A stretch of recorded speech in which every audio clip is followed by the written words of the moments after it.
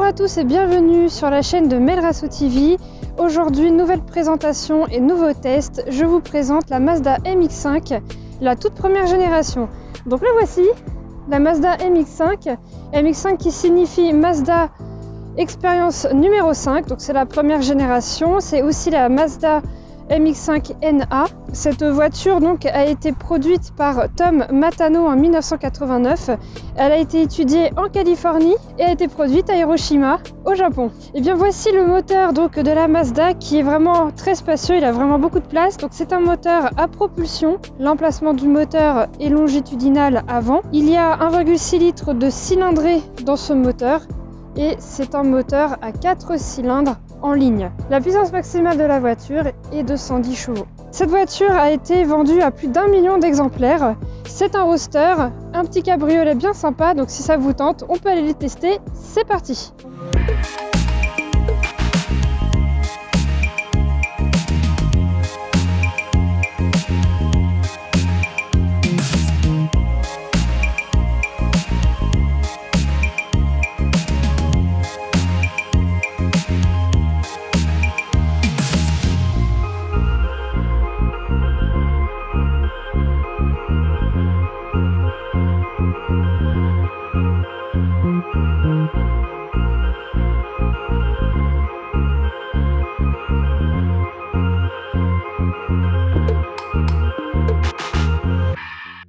Ok, donc c'est parti, je fais juste un aller-retour pour voir ce que ça donne avec la capote. Ah putain, elle est géniale cette voiture.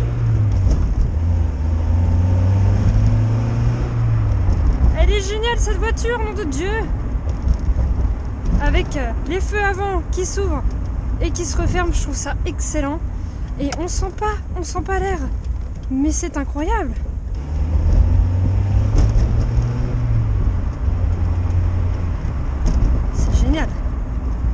C'est génial.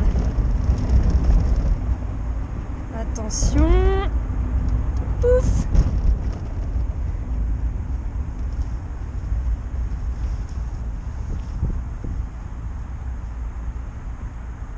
On va refermer la capote parce qu'il fait froid. Mais on le sent pas le froid. Quand on roule, c'est génial. Ok, c'est parti. J'ai pas passé la première. Je fais le test de la Mazda MX-5 NA. J'ai pu rouler un petit peu avec. Elle est très agréable à conduire. Tac. Je me dis Milan. Ah, il y a du soleil. Non. Alors par contre, ouais, la seule petite particularité, c'est qu'il n'y a pas de pare-soleil dans cette voiture. Je sais pas si c'est d'origine fait exprès ou si ça est enlevé, mais on voit rien. Donc là, je suis obligée de rouler doucement parce que je vois rien. Je vais me faire un pare-soleil avec mes mains parce que là, je cache ma GoPro, c'est con, putain. Alors la voiture est très basse, mais on se sent très bien dedans. Vraiment, elle est bien. On est à l'aise, c'est confortable. Bon, pour sortir et pour rentrer, effectivement, faut s'accrocher un peu partout parce qu'on n'arrive pas à sortir correctement. C'est la première fois que je monte dans une voiture aussi basse d'ailleurs, qui est extrêmement confortable. Les suspensions, rien à dire, je me semble que c'est des suspensions à triangulation. Et puis la voiture est très énergique. Le passage des vitesses, c'est un passage de vitesse très court, mais j'ai l'habitude, donc c'est génial. Et on sent que la voiture, même pour un 110 chevaux, elle a une petite puissance, c'est pas mal. Alors on va s'amuser à faire des accélérations après. Là je la teste un petit peu. Des petits rétroviseurs, mais on voit très très bien l'arrière. De toute façon la voiture est courte, donc c'est nickel. Eh oui, parce que c'est une voiture cabriolet, donc il y a la capote, c'est très bien, on a pu l'enlever, la tester. Sauf que étant donné que c'est pas une vraie vitre à l'arrière, enfin c'est du plexiglas à l'arrière, du coup il y a toute l'humidité qui est restée et on ne voit rien. On a été obligé d'ouvrir les fenêtres pour qu'il y ait de l'air qui passe, mais ça passe pas, donc il faut ouvrir encore plus, mais on va se les cailler. Et devant on voit pas.